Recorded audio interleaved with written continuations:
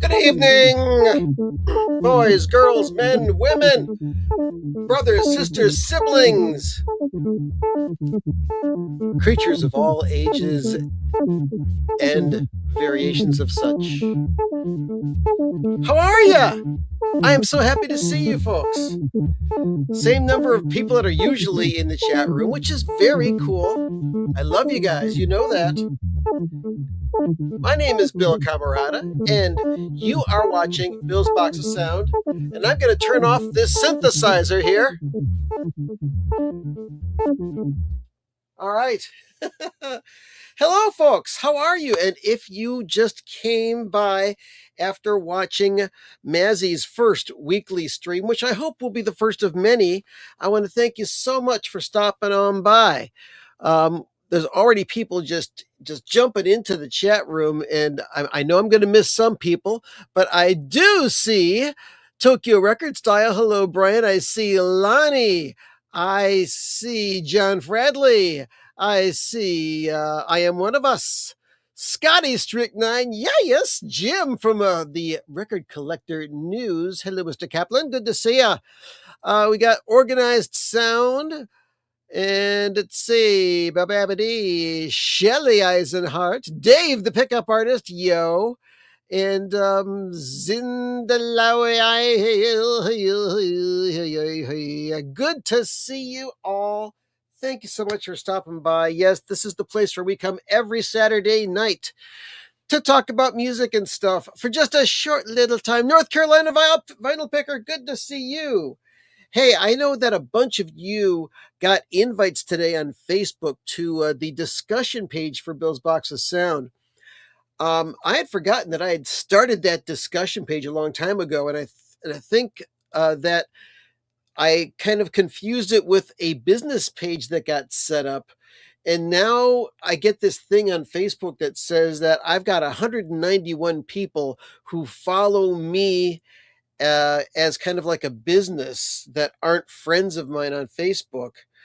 And that if I continue to have those people follow me, there's all sorts of just a big explanation of terms agreement that I had to read this morning. And it's like, you know what? There's a lot of stuff in here that says that I may be dragged into court and that I may be charged money if I want Facebook to continue to host all these people looking at my content. So I said, screw it. I am going to continue my Facebook account as my personal Facebook account because this is not a big money making thing. I do this for fun. I do this for friendship. I do this to stay in touch with all of you and spread the good news and the good cheer. So good for that. Oh, I almost forgot the ASMR portion of our show. Yes, indeed, folks. Oh, we've got our lovely can of Diet Cola product. Yes, they're not paying me for this, but ooh, wait, what's this down here? What's this? Oh, there's a little bit of alcohol in there. Yeah, we don't mind alcohol in moderation, but we love this sound. Yeah. Oh, ASMR baby. Raise it up to the mouth. Ah, there we go. The show has started, and I'm so happy to see all of you. Yes, it's cool, it's wonderful, it's fun. Ah, so how you been this week? Those of you in parts of the country that are being affected by this stupid storm that's coming. Ugh. Well, I hope that you are safe. I hope you got enough food to last you a couple days. I hope you got all of your responsibilities set up and your electricity bill paid so that you can listen to records for a couple of days. Hope your whatever heater you have is working. And personally, I had to buy a new snow thrower. At the beginning of the week, I had a new. Oh, DJ Trish, you're gonna have a glass of straight Pepsi. Well, good then. Michael Muir from Suicidal Tendencies will say, all I wanted was a Pepsi. Anyway, at the beginning of the week, I had a working snow blower that I've been using for like 5 years or so here at the house. And let me just bring up the picture of it. Let's see. I know it's here someplace. Yeah, I was uh, I was clearing some snow off of the driveway, and the damn thing fell apart. Can you look at that? Yeah. So there's a bit more. There's the snow all over the thing. And I mean, this thing has plastic parts on it that just snapped in two. And so say goodbye to that snowblower. So I had to go and buy one this week. And had to put it all together. This is the diagram of what I had to do. Yeah. So I assembled the new snowblower today, even though it's freaking cold outside right now. The it's 9 degrees. It was down to like 1 or 0 or -1. So it's just going to be real cold for tonight. Then, from what I hear, it's going to start raining. It's going to start snowing overnight. And no, it didn't blow up. It just broke up. It broke up real good, just like on Celebrity Farm Blow Up. So it's going to start snowing either tonight or all day tomorrow. They're talking possibly blizzard conditions anywhere between 8 and 11 inches of snow. Nothing new for Ohio, but the weather has just gone to the loony bin in the past few years, mostly because of how people are just completely ignoring the fact that climate change and global warming is real. And they're saying, no, it ain't real because it still gets cold in the winter. Well, yeah, it screws up the atmosphere, and all sorts of things are going bad as a result. But hey, we're used to it. We're used to the snow here in Ohio. We're going to live with it. So get your records together, pick out some good tunes to hear. You can play yourself some Zappa. You've been listening to your Halloween 78, folks. I hope so. You know what? The speaking of this thing, one of the really cool things about the Halloween 78 box of Zappa is the solos that Frank does with Shankar or El Shankar. And let me pull out the album because I know it's here, over here for a second. Ah, is that it? Is this the one? Yeah, here it is. This is the good album by El Shankar. It's called Touch Me There. It's produced by Frank Zappa, and that's on the back. That's El Shankar right there. But a few years later, let's see, when was this record put out? This was in 1986. This thing came out, and I picked it up because it was Shankar. Okay? So I'm looking at this record. Shankar on vocals, 10-string double violin, synthesizer, and drum machine. And then there's Caroline. What is it? Is that his girlfriend or just a bandmate or something? Or I don't know. On vocals, synthesizer, and tambura. Steve Vai plays guitar on this record. Now, okay, it can't be all bad if Steve Vai is playing guitar because he's unbelievable. And then it's got Gilbert Kaufman on synthesizer and Percy Jones, the late Percy Jones. He was in Brand X, which is a fantastic. If you don't know about Brand X, they were a fantastic jazz fusion group out of Britain that played kind of like a cross between progressive rock and and jazz fusion music. And Percy Jones really knew how to play that bass. Fretless bass, too. He almost sounded as bad as Jaco Pastorius.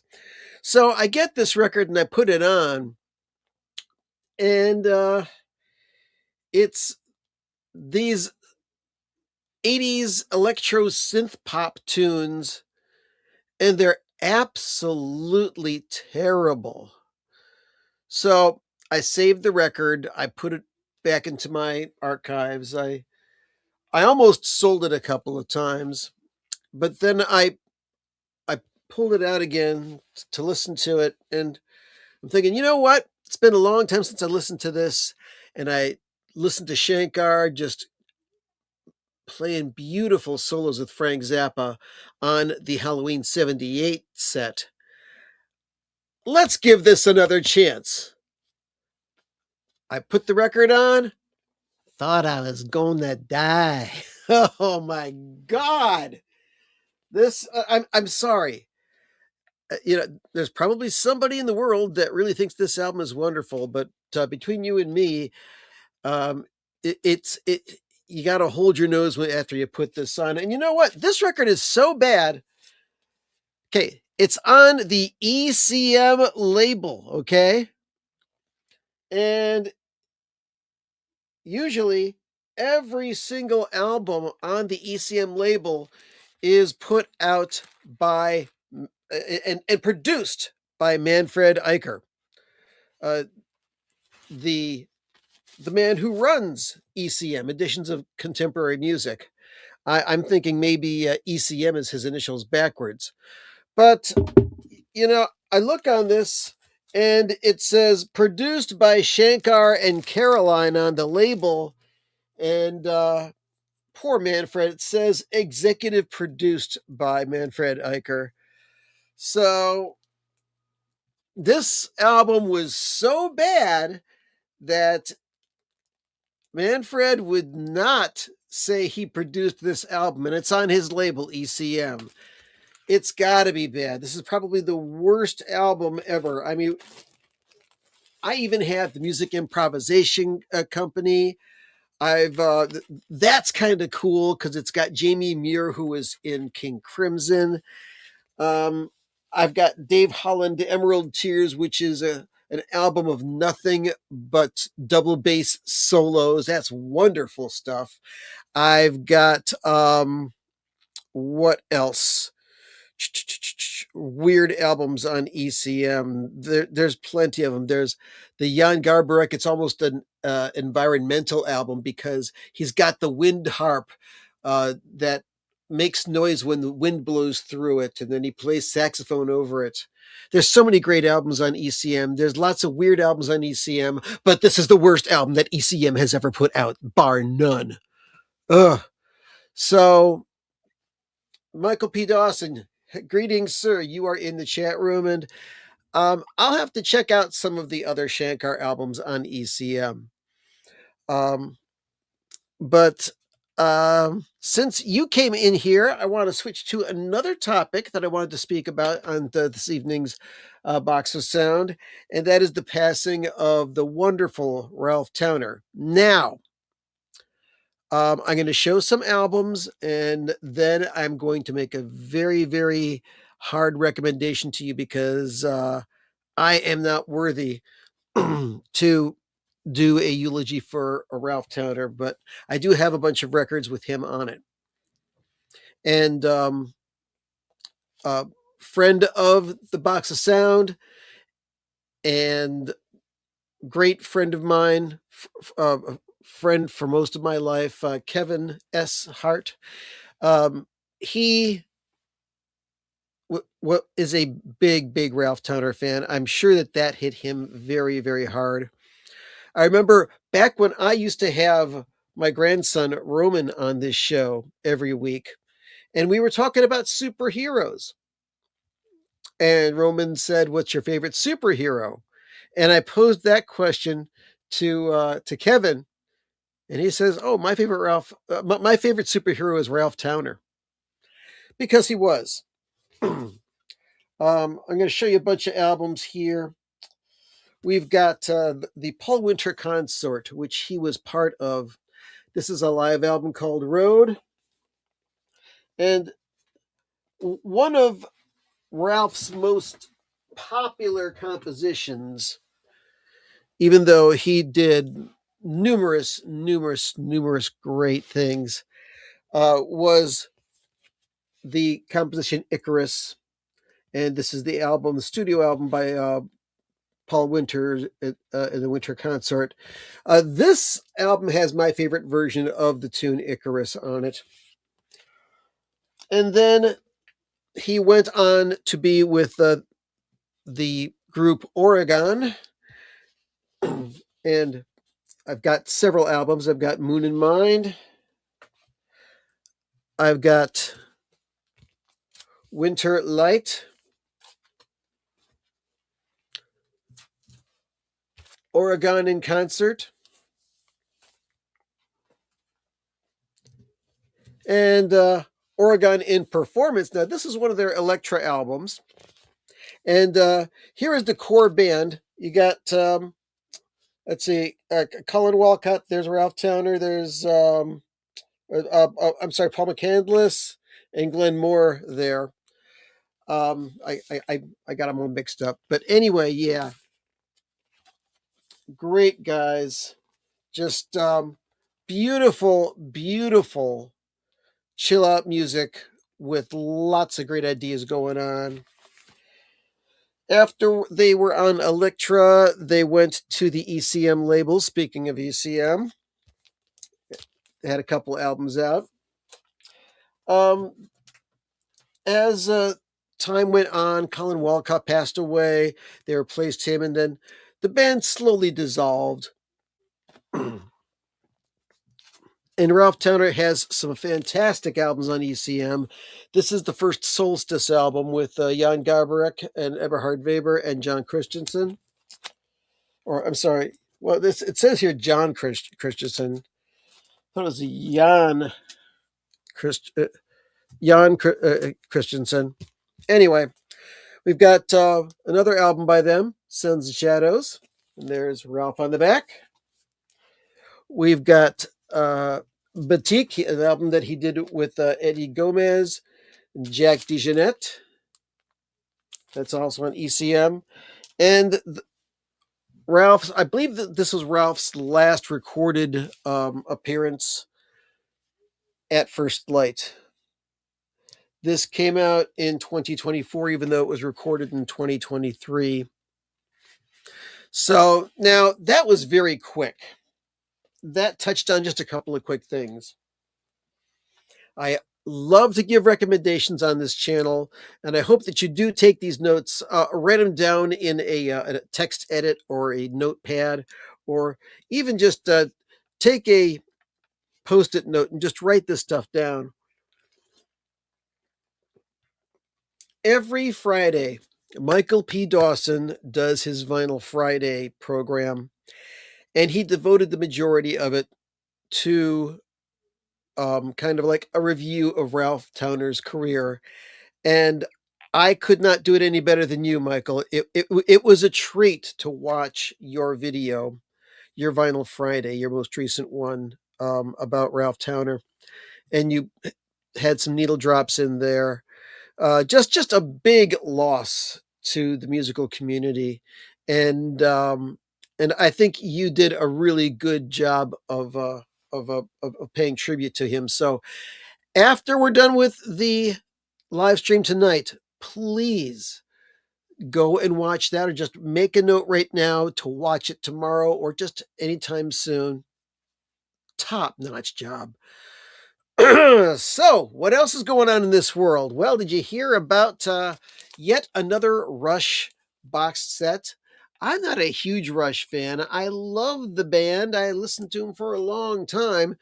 But they got this box set for Grace Under Pressure coming out, which is, pardon me, a deluxe 4 CD Blu-ray and super deluxe package. It's got 4 CDs, 5 LPs, and a Blu-ray audio box set with lots of video on the Blu-ray as well of their underrated mid-1980s artistic triumphs, Grace Under Pressure. It's got the album remastered on the 1984 stereo mix. It's got a 2026 remix from Terry Brown, guy who's worked on a lot of Rush albums, and the Grace Under Pressure tour, live in Toronto, 1984. Concert video in surround sound and on the Blu-ray in video. And the Blu-ray also includes the Grace Under Pressure in Atmos and 5.1 and 4 separate music videos. Check it out. Geddy Lee writes the liner notes. Hugh Syme has created illustrations for the box, kind of like completely reinvented the cover art for the thing.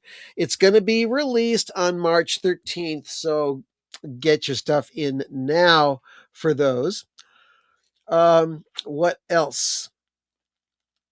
There is going to be a massive tour, and it's centered around Les Claypool.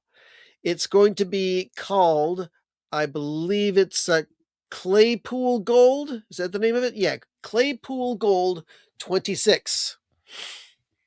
Primus is headlining the show.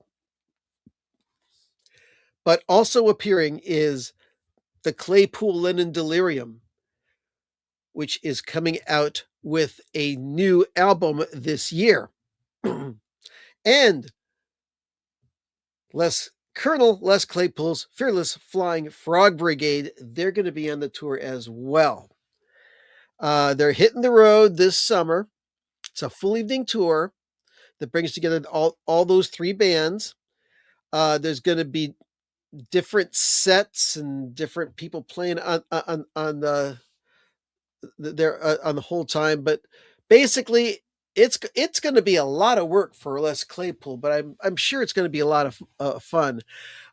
It starts on May 20th in Reno, Nevada, goes to Oregon, Washington, Montana, Utah, um, plays in Michigan. It's going to play in Cleveland at the Jacobs Pavilion. I'd love to go and see that, but I'm not going to be able to.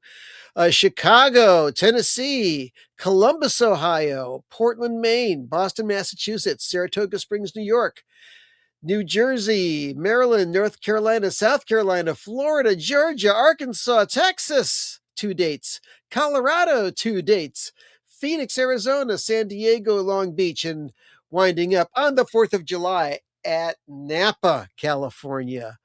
Man, that is going to be one hell of a concert. If you're going to go, yeah, it's fancy ketchup and bendy straws. Yep, I hear you. Oh, yes, indeed. So that's what's going on there. Just this past week, well, not, yeah, what was this past week? We had uh, Martin Luther King Day. And as always, I've got this 12-inch single, which on one side has the Stevie Wonder song, Happy Birthday, which he wrote for Dr. King. And the other side has excerpts from some of Dr. King's speeches. I always sit and listen to these because he was for the freedom of all people. And there's an awful lot of people that could really use some of Dr. King's teachings right now and forevermore.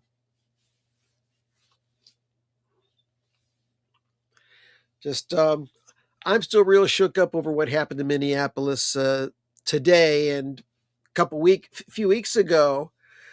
They're killing Americans for no reason, and they're doing it in the name of the president. So this is good ice. What's going on now in Minnesota? Bad ice. So fuck ice. So the Zappacast, it's out, folks. It's an hour long, just about an hour long, and it's me, Scott Parker, and Vaultmeister Joe Travers talking all about the Halloween 78 box. Yes, indeed. I held this up during Mazzy's live stream. We got this here. Hello, Steve Westman. Good to see you, sir. All of your audiophile roundtables. But this is the Halloween 78 box. And I've got a video coming up that's going to be kind of like a summary of Zappa releases over the past few years, because I had a series going on. It was 7 episodes of posthumous Frank Zappa CDs. This will be number 8. I said I wasn't going to do them, but it's like, hey, enough have come out since the last time I did it. Let's do that. And another thing that has just blown my mind is I made a video less than a week ago where I was just sitting around shelving my records, and I started talking about them and showing people. And I started talking about the way that people shelve their records. And let me pull this out. I mistakenly stacked all the Ralph Towner records on top of them. Here we go.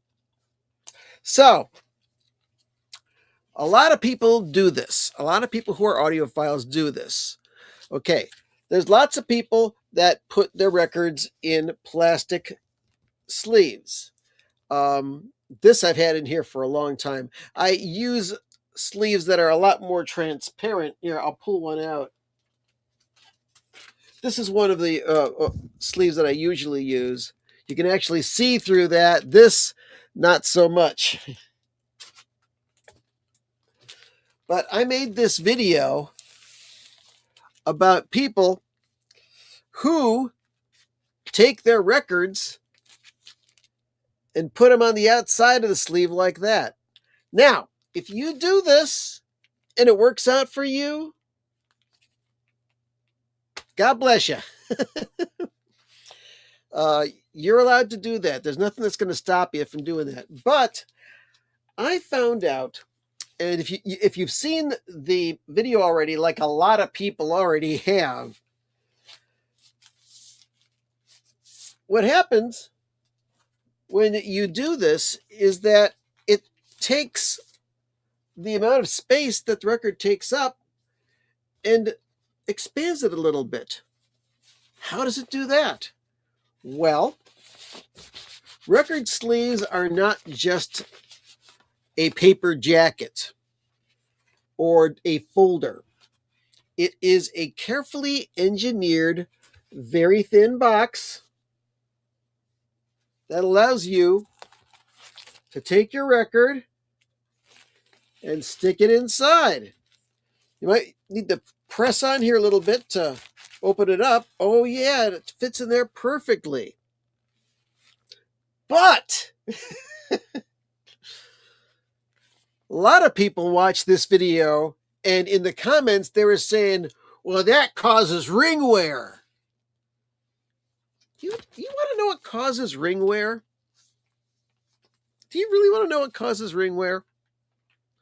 All right, say you got two records on your shelf that are next to each other. You got a whole bunch of other records. And you're pulling this out, listening to it. When you're done, you put it back in. And you pull it out. And you put it back in. You pull it out. And you put it back in. Now, if you're up against, nude record jacket against nude record jacket, you know what's going to happen? Friction is going to go against this. Now, it's not going to ruin your entire record cover, but because of the rings, the raised edge, and the raised label, you might end up with what's called ring wear. Oh, I'm going to have ring wear on my records. It's going to ruin them. Well, why do you buy records? Not just to look at this. Of course, it's nice. This is great stuff to look at while you're listening to the record. This is good. I mean, man, look at all the hits on this. Still in Love with You, Love and Happiness, Simply Beautiful, Oh Pretty Woman, For the Good Times, Look What You Done for Me. Yeah, good album. And yeah, there's a little bit of ring wear, like way up here and here. But you know what? If you've been collecting records over the past 20 years and you don't use plastic sleeves, you're really missing out. You're asking for ring wear on the records. Now, if you do use plastic sleeves on your records, it's you're not going to have ring wear because no friction's going to be on there. You got me? The friction is going to hurt it. I mean, come on. I've got records. Let's pull out, where's my copy of Chic Your Booty?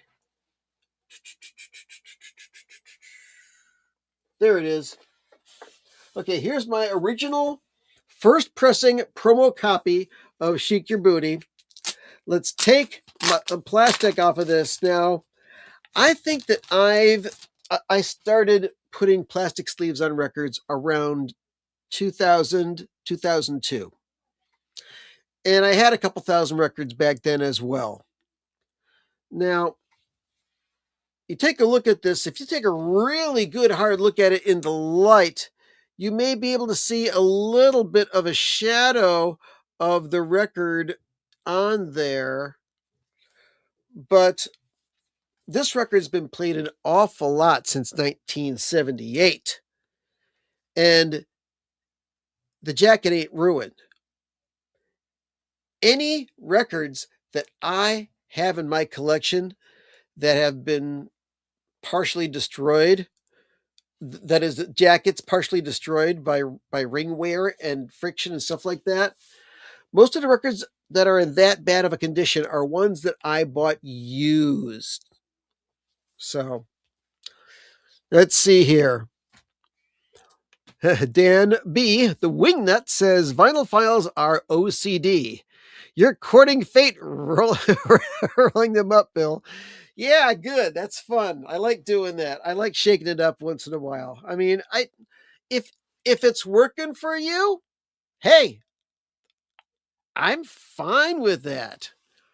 But I'm just trying to say, hey, here's what works for me, and here's my reasons behind it. So, hey, if you like that stuff, more power to you.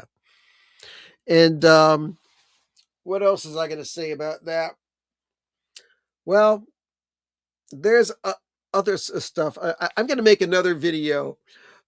This I've been wanting to make this video for a long time, and this is also about the way that people store their records. So I'm not going to say anything else about it anymore until it happens. But what blew me away is how many people watched that video. Holy crap! I mean, I'm going to double check right now. Where's my let's see. Where's my, let me just pull this up. YouTube. And let's look up my videos. Okay. Almost 3,000 people have watched that in the past week. For heaven's sake. And usually I get 100, 300, something like that. So good for you people. Thank you for watching that video. I appreciate it. But I've got more videos on the way about record collecting, about cleaning records. Yes, people love those cleaning record things. Oh, hello, Beer and Vinyl. And what you got to say? It says, hi, Bill. Do you collect Zappa bootlegs? I keep seeing All You Need Is Glove at one of my locals.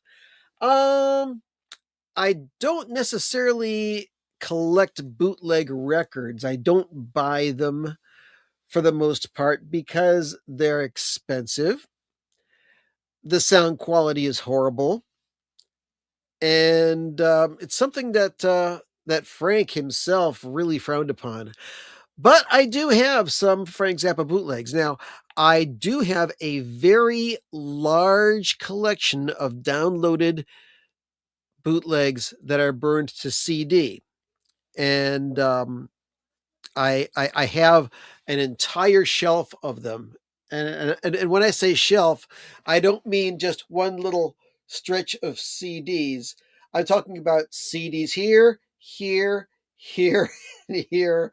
I'm talking about several hundred. And I'm really glad that I have saved all of those recordings because it helps me in my research of Frank Zappa. Plus, you can bet and you can rely on me for spending my good hard money on Zappa, official Zappa stuff between now and the day I die, because I've got over 100 legitimate Zappa records here now. I mean, now that I am the producer of the Zappa cast, every once in a while I do get thrown a promotional copy or two. And there have been some instances in the past where I've bought a copy and I received a copy for free. I gave it to somebody. I passed it on to spread the gospel of Zappa to my brothers and sisters throughout the world. So yeah. Oh yeah. That's right, Greg. The Zappateers. There's all sorts of things, but yeah, I do like some Zappa bootlegs, but most of them are recorded horribly. But let me show you one oddity, and this is a official thing, but here's something I collect, and this is kind of wacky. You Zappa fans are going to like this. Let's see. Is that all of them? Got to make sure. Yeah, okay.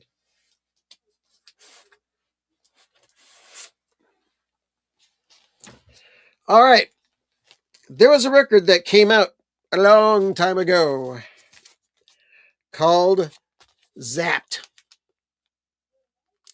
And this is a sampler of music. Oh, really? I didn't do that. Anyway, this is a sampler of music that came out on the Bizarre Reprise label. And this came out in 1970. Yes, it did. Now, I not only have one copy of this,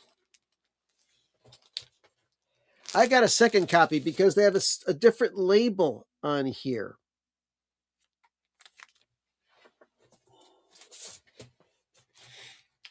And let's see. Well, the backs of these first two are similar, but look at this. Completely different back sleeves of these. So then there's copy number 3 that of Zapped. Okay, so that's got the same front cover, but on the back, 2 completely different covers. What the heck's going on here? And it looks like I am not the only person who collects these. Let's see. Let's pull out another copy.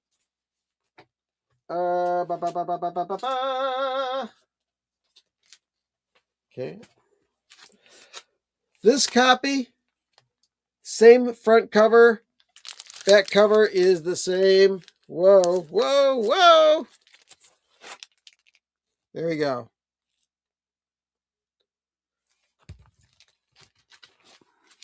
And yeah, there's different track listings, and there are discrepancies between what's on the jacket and what's on the record. So ever since I noticed this, anytime I see a copy of this,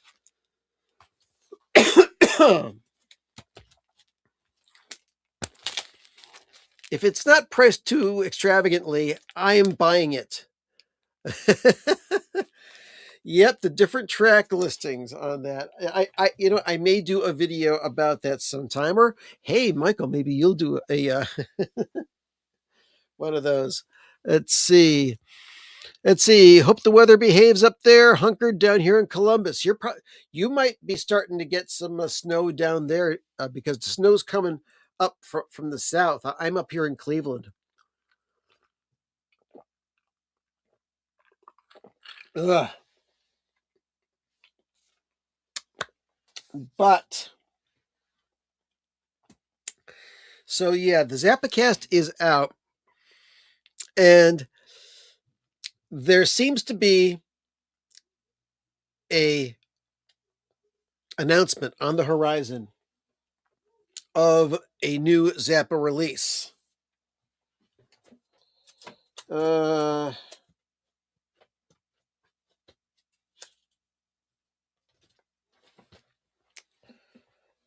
There's a lot of people that think it's going to be this.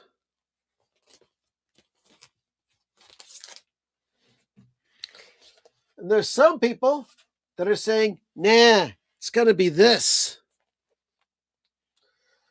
I don't know what it's going to be. There's a whole thread on the Steve Hoffman forums, and there's even this picture of a blank stage with some equipment on it. And it says Zappa Beefheart Mothers Bongo Fury coming in 2026. And I'm pretty sure that that is a mock-up that was made by somebody who's not official. It's really funny. Somebody said, "Yeah, the announcement's going to come tomorrow, and it's going to be that's official, man." And so the Vaultmeister comments and says, "Oh yeah, really? What's your source for that information, friend?" So, yeah, this has been out for 50 years. It's coming up on the 51st sometime this year. Great album. I would love to see a super deluxe reissue of this with the live shows that made up the live stuff on this album. The shows in there in total, but nothing is official until it is announced. Yes, indeed. Let's see. Oh, cars are just getting now covered with snow. Yay. Yay. That sucks.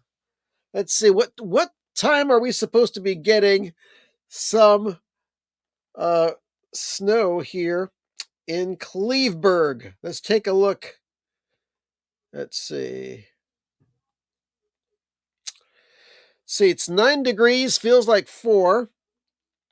Snow is forecasted to start within the hour. It's going to snow until about 1 o'clock in the morning, and then it's going to stop. And then it's going to start at 2 o'clock in the morning, and yikes, go all day and all night Sunday. Let's look at the forecast from Monday. Yeesh. Oh, they say that it's going to stop on Monday. So Monday's going to be digging out day. Oh God. Anyway, so yeah, I mean, the the wise money says there may be bongo fury, but that's the thing. I have learned, not through trial and error, but from experience, that the the Zappa releases are not official until they are announced, because you know they like to put out 4 releases a year. They can't always do that. There may be some things that happen in the process of putting these together that keep them from being put out. Grown Man Record Night, Mikey, what's up? Good to see you, man. Praying to the invincible spaghetti monster, the powder doesn't go out. Oh, the power doesn't go out. The ice down here is ass. Ooh, yeah, much colder than it usually is. Let's see. You're in High Point, aren't you? Let's see. Um, in High Point. Oh, it's 19 degrees and the snow is falling down there. Winter storm warning.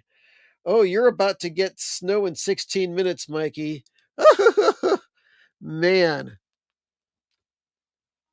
So now, for those of you who did watch Mazzy's live stream, um, what'd you think of it? I thought it was pretty fun. I mean, I kind of expected what it was going to be like. I mean, it's Mazzy is no stranger to live streams. He used to do the live streams with Rachel all the time, and now he does them with Rob the Waxed, like 2 or 3 times a week. And he's got a specific flavor that he puts onto his live streams, and it was good. He had Joey Callio doing music, and he had Rob the Waxed as his moderator, and he had guests on his. I started out this show wanting to have guests every week, but it's kind of turned out that a lot of people don't want to come up and talk. I mean, one of the few people that's in the room right now, Michael P. Dawson, he came up on one of our shows. I may have him up again sometime, but hey, I usually have more than enough stuff to talk about. So, you know, he had his son on, which I think is kind of stolen from me because I had my grandson on for a long time. But right now, Roman's a lot more interested in video games than than being on a live stream. And you never know, he may host his own live stream someday. But it was cool to see Joseph, Mazzy's son, and the stuff that he's into. And I got to tell you that that young Maslov, he is quite the gifted artist. I've seen some of his artwork. So yeah, it was really good. I like his stuff, and Mazzy swears a lot. He loves to swear. He doesn't care. Um, so he did a quick little what he calls a whack a mole at the end of his live stream. So I can do a random pull of records. Shall I do a random pull? I got 10 minutes left. Why not? We'll do that. Let's see. So yeah, I mean, I like the fact that Mazzy has a crew of people helping him out. Uh, uh, I've got the one man show here, so let's pull a couple records. I'm going to go up there first and pull some of those. I'm going to pull two records. I'm going to stand this way so I can reach up. Reach for the sky. Let's see, what's this here? I'll pull out this one. I'll pull out. No, I'm going to go to this one here and pull out a record right here. I don't know what this is. Okay. I'm going to reach over here and I'm looking at you guys. So I'm going to pull out a record from this pile right here. Ooh, this one's a thick one. Oh, I just knocked down a bunch of lottery tickets. And now I'm coming back and I'm going to close my eyes. I'm going to go back here. I'm going to pull something on this shelf. Here.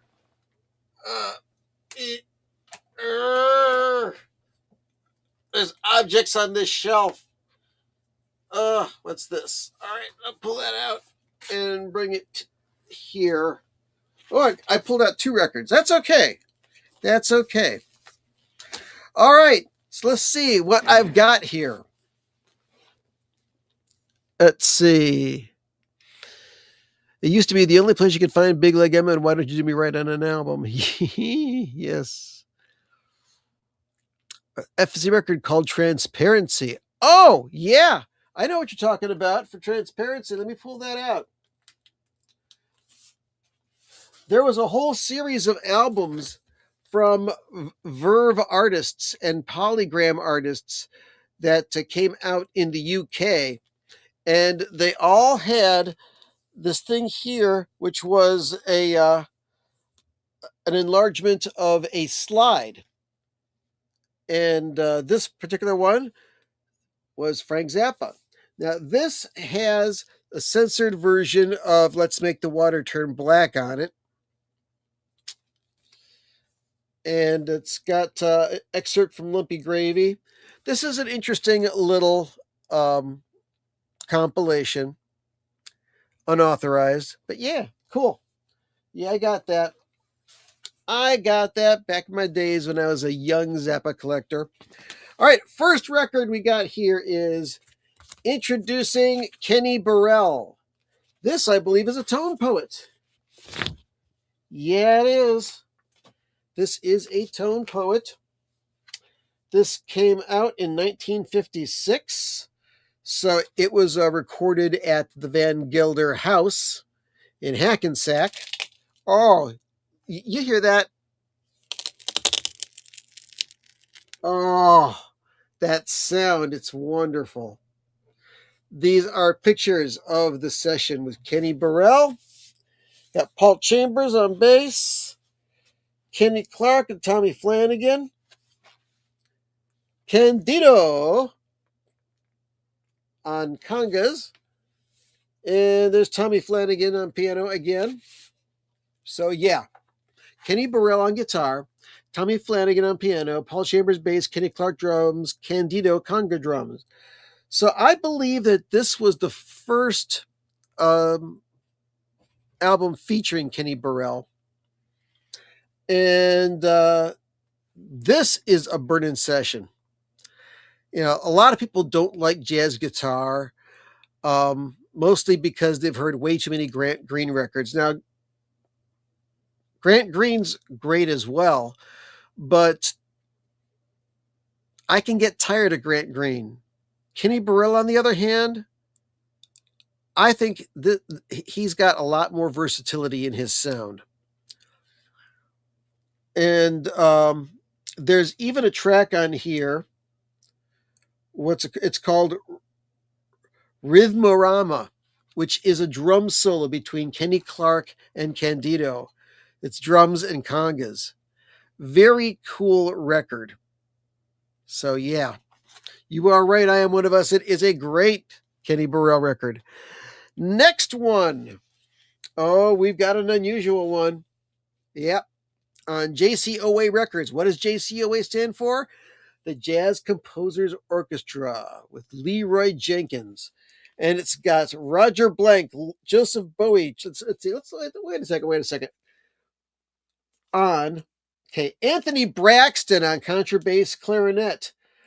Calipurusha Maurice McIntyre on tenor sax. Dewey Redman on clarinet, musette, and banshee horn. Becky Friend on flute and piccolo flute. Charles Brackeen on soprano sax. Sharon Freeman on French horn. Bill Davis on tuba. Leo Smith on trumpet. Joseph Bowie on trombone. Leroy Jenkins has composed the tunes. He is the conductor and he also plays violin. Romulus Franceschini is on synthesizer. And not only that, he's got Dave Holland on bass, Jerome Cooper on drums, Charles Shaw on drums and percussion, Roger Blank on drums and percussion, James Emery on guitar, Deidre Murray on cello, and Cerrone on bass. Yeah, this is some intense music. So, that's all right. This is recorded live at Woolman Auditorium, Columbia University, New York in 1975. So this is some hot stuff. Next here, we've got the very first Jimi Hendrix record I ever listened to. Well, actually, it's not the original one. This is a version of Jimi Hendrix Smash Hits. This is the American version that came out. The version that I heard first was a European version that had the songs 51st Anniversary and also The Stars That Play with Laughing Sam's Dice on it. My brother Joe, who is no longer with us, he came back from Germany after being stationed over there for a tour of duty, and he brought back some records. He brought back this. He brought back some Elvis Presley, and he also brought back the album Boogie with Canned Heat, and blew our minds with the Canned Heat. And then my brother Joe pulled out this record and says, "Hey, Billy, listen to this song, and you will hear how drums were meant to be played." And he put on Fire by Jimi Hendrix. Mind blown. My lifelong obsession with Jimi Hendrix started at that moment.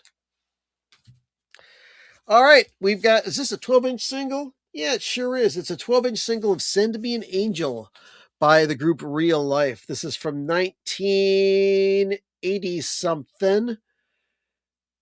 There's no copyright date on here, but this is an Australian import. Is there a date on this one? Let's see. 1983. Extended dance mix of Send Me an Angel. Oh, send me an angel right now. Oh, yeah. And sitting right next to it was this record. This is kind of an EP. I don't think this is a full album, but this is Techno Dance. Yep. A limited edition, a high-grade vinyl promo of Reflex, the politics of dancing, the politics of ooh, feeling good. Yeah. So, That's my random poll. Let's make some more music. Let's see. Whoa. All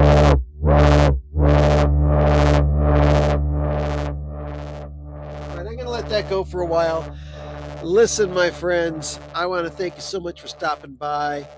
It doesn't look like Mazzy's live stream really carried over and gave me a significantly large number of viewers, but that's okay because you guys were watching, you guys were commenting, you guys are having fun, checking out and having fun like we do every Saturday night.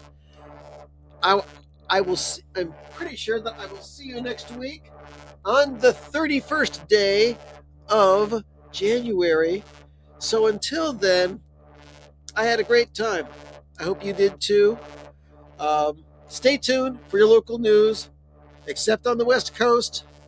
Those of you who are getting snow, hunker down, persevere. I stay warm, and we will see you next week. Oh yeah, and we love you. Take care. Later. Go listen to some music. I'm gonna shut off my microphone and play with the synthesizer a bit.